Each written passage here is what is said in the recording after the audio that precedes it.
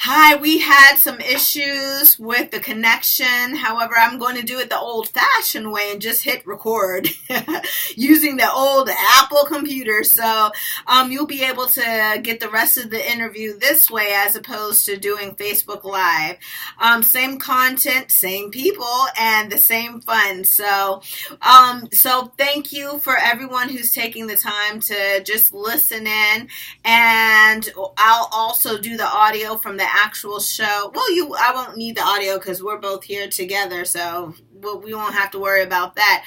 But again, yes, this is Miss Tonya Irons, and she is running for mayor of Puyallup, and she's talking about the difference that she's going to make in Puyallup in terms of the homeless shelter and the other passions that she has and what she see going on in the city and the changes that she's going to make. So we're going to be getting into that, and then she's also going to go over, and she basically did in the first segment, but go over a little bit more how she differs from the other candidates. So we're coming back from break right now.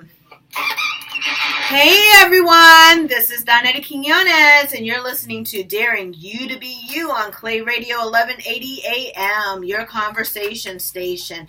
You're listening to me and Miss Tonya Irons, who is now discussing how she differs from the other candidates who are running for mayor. And you mentioned Mr. John Hopkins as well as the other candidate. Now, yes, tell Mr. us. Katsema, yes. Yes, Mr. Katsema. So talk to us a little bit about Mr. Katsema and how you differ from him.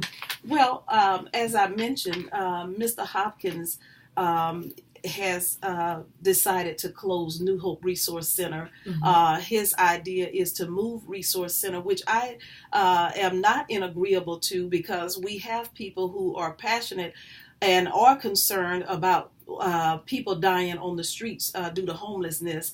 Not all of the homeless that are on the streets are abusing drugs. Some of them have lost employment. And so some of them are victims of domestic violence. Some of them may have medical issues. Mm-hmm. A lot of the military are getting out, and some of them are homeless as well because they are not able to be connected right away to services through our VA benefits. And so Mr. Hopkins, I do not agree with his idea as far as his leadership goes. Mr. Katsema, as I mentioned, was a previous state senator in year 2000 to 2012. Now, he does mention that Puyallup was given a very poor grade by the federal national organization, gave Puyallup a very poor grade due to their 2.5 times higher than national average crime rate. But he puts this crime rate solely on the homeless population. The homeless are not the only ones committing crimes. People who are out there on the streets, they have no money, they have no food, they have no place to stay. So many of them, some of them are shoplifting, some of them are living on the property of local business owners, because I have talked with several of the local business owners all along Meridian, and they're angry, they're frustrated. They say that they come to work and that they see homeless people living right on their property, and that when they try to talk with our current city council, that they close the doors on them, that they refuse to talk with them. I, in fact, emailed Mr. John Hopkins and said to him that I introduced myself. I told him that I was a former government agent under Governor Locke's administration, that I worked for almost 20 years working with families, women and children, and we had families healthy. And I said, I'm having a shelter built in Puyallup, and I wanted to talk with him, to meet with him, to talk about my vision. I'm a leader in very well known in the Tacoma area. Victoria Woodard and I attend the Allen AME Church. As you know, she's running for mayor of Tacoma. And in fact, they are working on having a shelter built in Tacoma. Okay. And so that will also help. But Puyallup has to step up and they have to do something about this situation. We can no longer ignore people dying on the streets. Mm-hmm. And so that is the passion that prompted me to file and to run. And I need people's votes as a leader. And again, I'm well known in the Tacoma area, and many are getting to know me in the Puyallup area. Actually, I worked at the state office in Puyallup there for many years, and we had families healthy. So that is the vision that I'm working on right now as we speak. And so that's something that I need the people's support in. We want to help people. You know, we want to make sure people are healthy. We want to make sure that women who are pregnant are in a safe place. We want to make sure that women who are in a domestic violence situation is safe. And the city of Puyallup, they held 2 meetings this past summer. Nobody even knew about the meetings, and they passed a new ordinance that they will jail parents for up to, I want to say, a number of days, 120 days, if the children in the home witness any domestic violence. Now, mind you, Danetta, they have no homeless shelter, no domestic violence programs, but they're going to jail the parents who will now get behind on their mortgage payment or rent due to being held in jail for 120 days and will be out on the streets. This is what is going to happen with the impact of the decisions that this current city council is making. And so we have got to do something. We have to take a stand. And I thank God for Helping Hand House, for St. Francis House, for their support, and I support New Hope Resource Center. We want to prevent lawsuits from being filed because of this. We have several lawsuits that has been brought to my attention because we've had 5 homeless people who have been killed and have died within the past month. We had one male that was killed by a train just this past couple of weeks. And so these incidents and many more is why the city of Puyallup have lawsuits filed against them. So I have a legal background as well. You know, as a leader, I would go on and just settle with New Hope Resource Center. Go on and give them the money they need so that they can build a shelter. You know, I would like to see, as a leader, I would like to be able to see what the city has in their budget so that we can put aside the money we need and go on and have a shelter built to better serve the community and the people. They're being arrested. You know, that's not the answer. The jail is overwhelmed right now with innocent people. Well, and you bring up a whole lot of issues that, of course, you know, the voters will definitely want to hear about all of this. And I guess the question that they may want to know is that for the next 2 years, you know, given that you're elected as the new mayor of Puyallup, what is your vision for the next 2 years to actually solve all of these problems? You mentioned a homeless shelter. You mentioned the domestic violence statute that they just came up with. You mentioned how the children will be adversely impacted if the parents are taken out of the home. Then what's going to happen with the children? So there's so many issues that is going to come about as a result of decisions that are being made by the council. So by you being in charge, a leader in charge of the council or leading the council, what are some of the suggestions or some of the things that you hope to implement to actually deal with those issues? Well, one, the shelter has to be built, and it will also include a domestic violence program. So we will have programs and workshops as well, job skills, readiness programs, parenting skills. We will have leadership skills. We will have youth programs. We will have an educational program for the children. So we will not just have a shelter, but it will be programs as well. So we will have domestic violence included in that particular program. Also, with regards to arresting people, I would like for police officers to have continued training. That is something that I would like, because we are finding that police officers are harassing and arresting innocent people, and the jails are overwhelmed as it is. And so after these people are locked up, well, within 2 days, they are actually back out on the streets because the judge don't see that a crime was committed. You haven't committed a crime just because you're homeless. Okay, so people are innocent, and so the judge can't hold people in jail for being homeless and that someone found them, just asleep on their property. They're living out in public on the streets homeless. So police officers, and instead of arresting people for 120 days, you see, my thing is to implement certain steps. If you have never responded to this particular address and household, let's say the neighbors overhear an argument that occurs with parents. Maybe the wife went to the mall and overspent money by $150 out of the budget, and the husband comes in and he's upset. Okay, well, police comes, and this is why I don't agree with having that kind of ordinance, because what you can do is, if you look in your police database, if you don't see that you've ever responded to this home, this address, don't have this family in your system, well, you could give them a warning. Okay, you could say, your neighbors called, they overheard, arguing, you guys have children, so we just kind of want to make sure that you are aware that, your neighbors are concerned, and we're concerned as well. We don't want to see children crying because they're seeing mommy and daddy, arguing, and so you could say, please,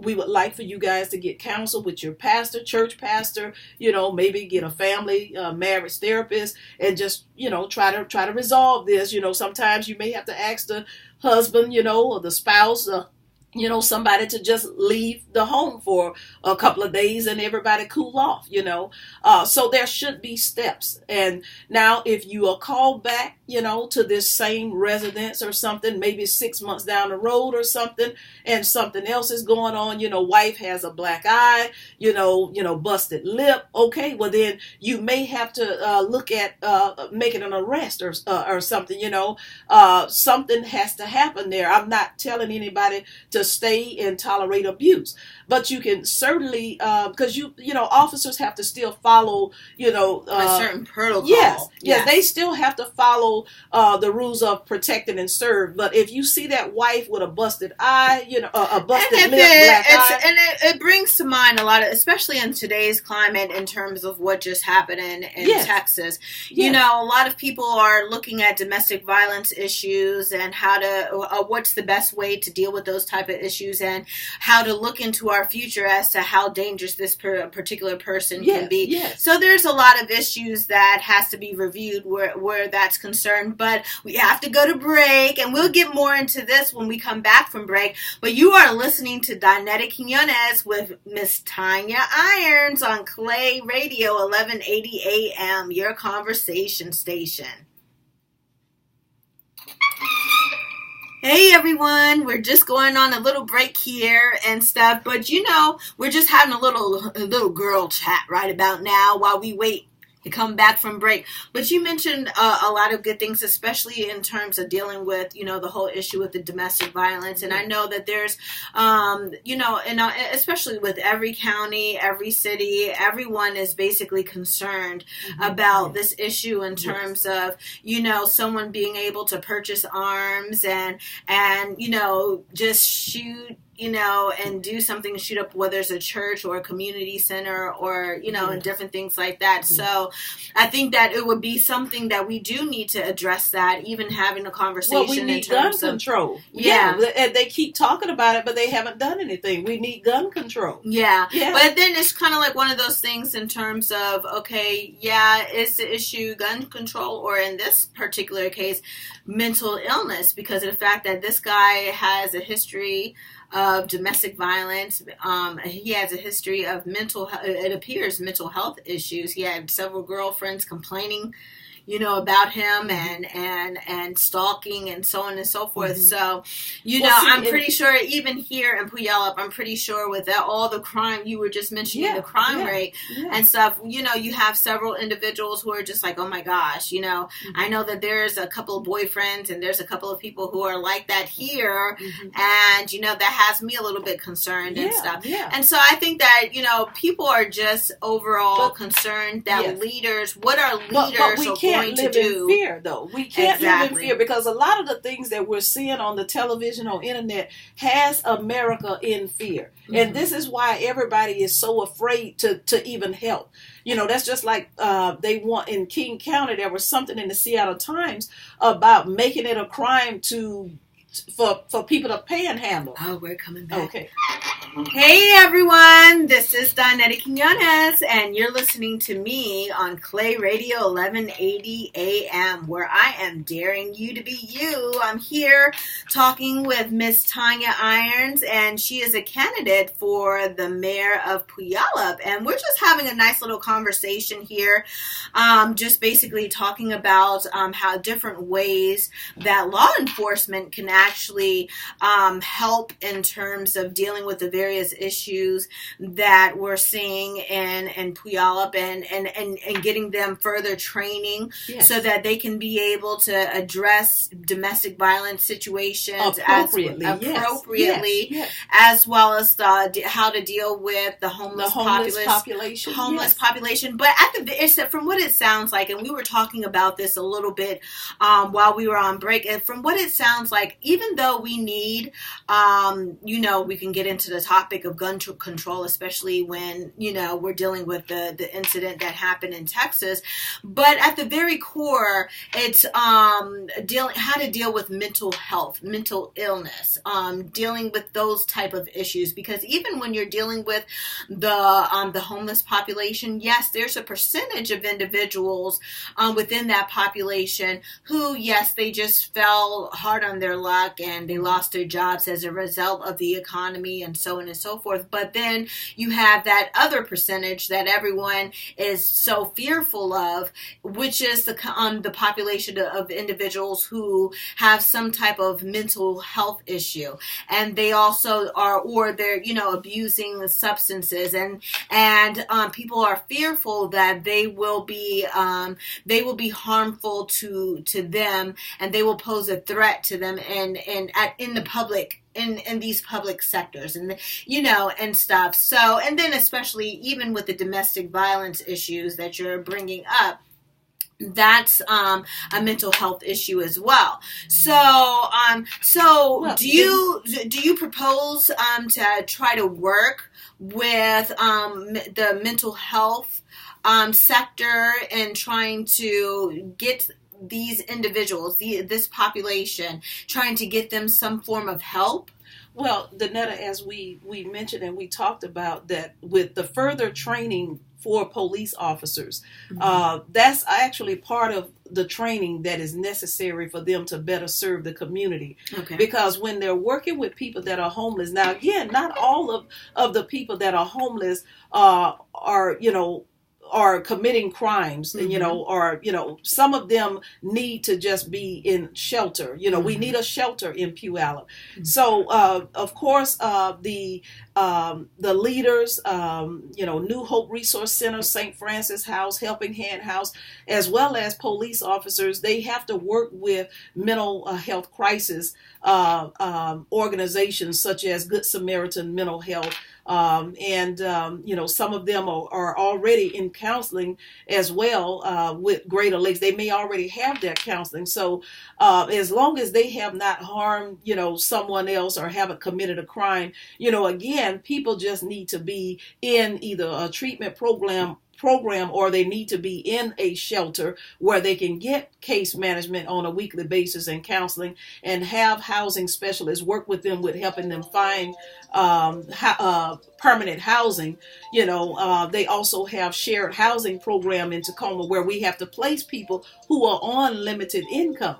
And so I just think that we do need gun control, because I think what is being said to me by the homeless population and by just people period, is that they're more afraid of the police officers and the government. They are more in fear of what they're seeing in the news with our leaders today. And this is what I'm hearing from people in the community. They're more afraid of the police and of our government than they are of someone who's homeless.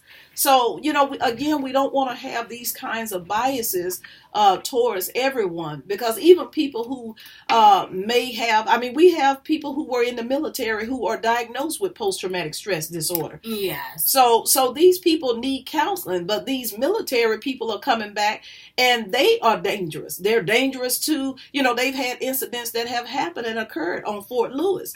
So we don't want to just assume that the homeless are people who are the ones, committing crimes and are harming people. We actually have police officers who, there was a young lady, someone mentioned to me that police officers just went on to a tribe and killed an innocent young lady, that they were called on a domestic and just went in and killed this young lady, and she was innocent. So it's just like, from what it sounds like. So people are more afraid of the police departments than they are of the homeless. So that's the reason why I feel like we need gun control. Yes, we do need gun control, because we don't want harmful weapons in the hands of people who they don't need it. But police officers need further training. They need to be trained so that they will not just kill innocent people or just arrest the homeless. And so this is what I would propose, and would implement certain steps of levels for them when they are responding. So I think that at the very core, we're all human, we're all people, and even, government organizations are run by human individuals, and everyone has issues. Everyone is trying to do the best that they can to get by in this life, and that's at the very core of what it sounds like, what you're basically saying. So whether you're a police officer or a homeless individual, we need to treat everyone and everything on a case-by-case basis, and not be too quick to judge. Not to be too quick to judge. It's just a matter of providing individuals with the proper tools to be able to get through this life, and to be able to accomplish a job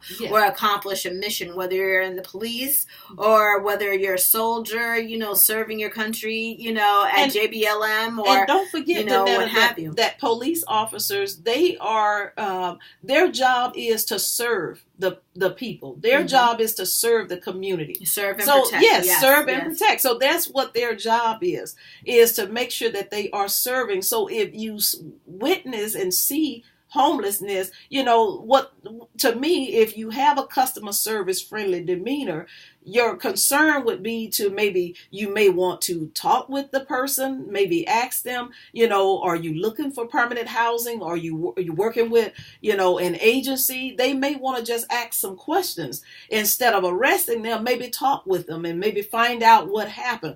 These are some of the things that I would like to implement for the police. Well, it's just funny for me because of the fact that you're talking to a New Yorker by birth, and so, homeless, dealing with it, especially on the streets of Washington, D.C. Oh my gosh, I can tell you a few stories about that. But the homeless epidemic, of course, is something that's across and it's everywhere. It's everywhere. And so when you talk to a New Yorker in terms of how to deal with homelessness versus, other areas, the general feeling will be a little bit different, But because of the fact that, of course, on the East Coast and dealing with that population, they could get a little belligerent and sometimes a little violent, and all kinds of things could go on.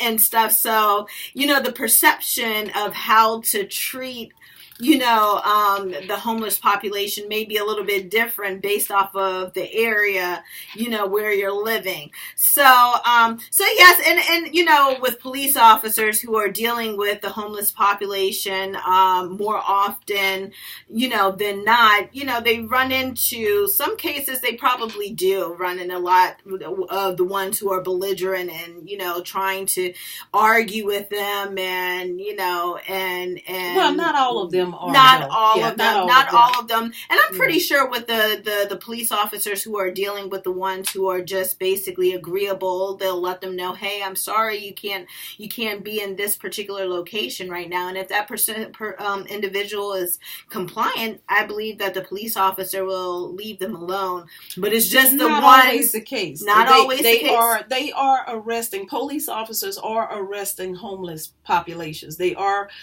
Someone just mentioned to me, I think it was a Pierce Transit bus driver. He says that he was in Tacoma. Says he saw and witnessed police officers in Tacoma. There were some homeless people that set up some tents. Said the officers just started going around knocking on the tent, saying, "You guys got to get out of here. You got to get out of here. You need to leave." So this is what is occurring in Tacoma as well as in Puyallup as well. Homeless people walk in Sherry's. They go in a Denny's restaurant trying to have something to eat. They got money. Some of them are on SSI, Social Security, limited income, and they are being refused service. So as a person who has a legal background, again, I am for the people and I'm for the people's rights. Mm-hmm. So a homeless person, they don't have a stove or a kitchen. So how are they going to eat? They got to go inside a restaurant and purchase a meal. So, we need to just go on and serve people, and not harass them or arrest them. They can't cook for themselves, so they have to go in a restaurant. But because they may not have showered, and we can't take this and hold this against a person just because they don't have a place to shower. If they go in the restaurant, well, you have to go on and serve people. You can't refuse people.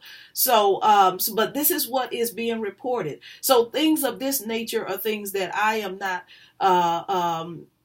pleased with. I'm not pleased with people who are fragile. These are vulnerable people, but yet we have police officers and we have people who, instead of being more moved and compassionate, and more willing to help, hey, give them a free cup of coffee, ask them, and some of them do. I've talked with some of the waitresses in Sherry's and Denny's. Sometimes they know a person is homeless. So they will go on and say, some of them form relationships. Yeah. Some of them will go on and say, we're not going to charge you. Yeah. Your meal was taken care of. So I've had some of the waitresses, and not all of them are bad or mean towards homeless population.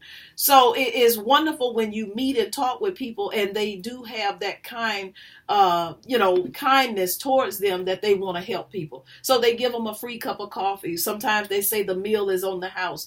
And that's a good, kind thing to do. So basically what you're proposing is basically to build a shelter in Puyallup that will basically service the homeless population. Yes. That will help them in terms of receiving job skills training. Yes.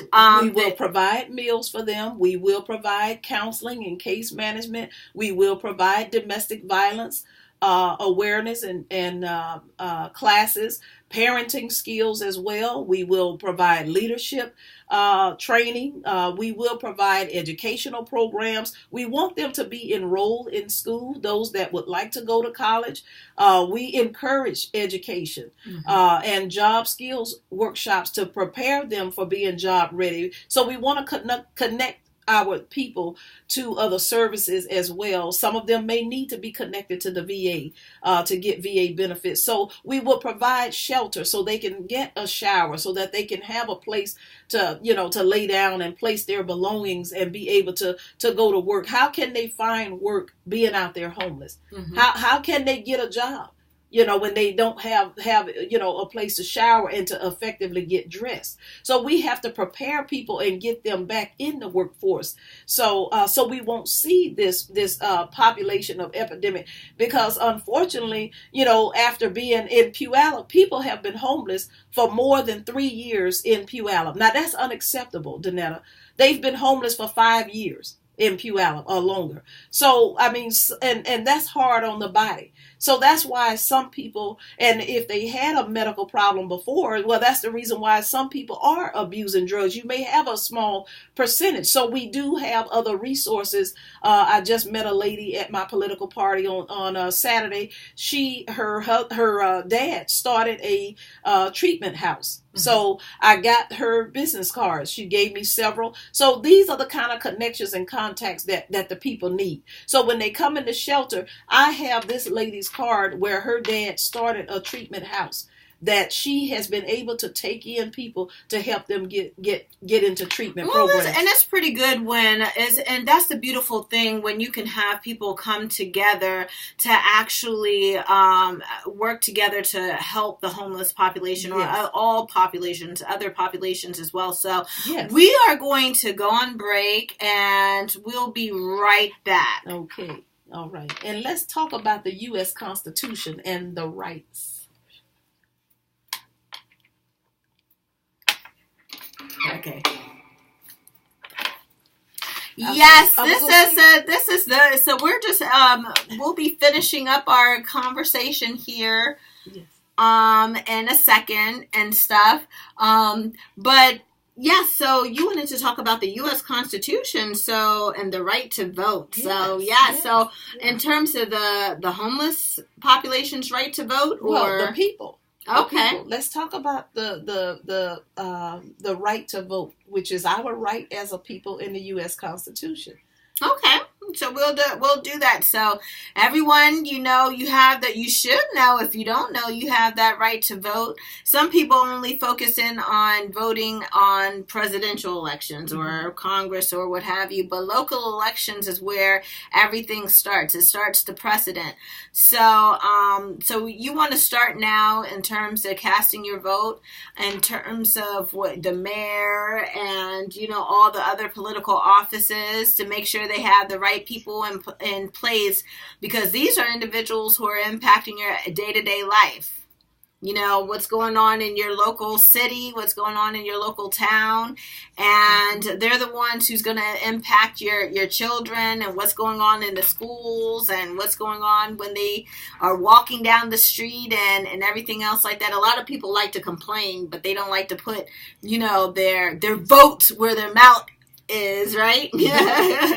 So we want to make sure that we encourage you to basically, use your right to vote, and come into play right about now to cast your vote. And remember, Miss Irons is a write-in, so you'll have to write her name in. If you like what you're hearing concerning what she's proposing, be sure to write her name. Hey everyone, this is Donetta Quinones, and I am daring you to be you on Clay Radio 1180 AM. I'm here with Miss Irons, and we're just talking about here some of the issues that the voters in Puyallup are facing. They're facing all of these issues, and throughout the show, we were talking about what the other candidates propose, and we're talking about what's on the heart of Miss Irons, and the homeless population is on her heart, helping this population who, essentially is impacting the life of the constituents, the voters that are out there.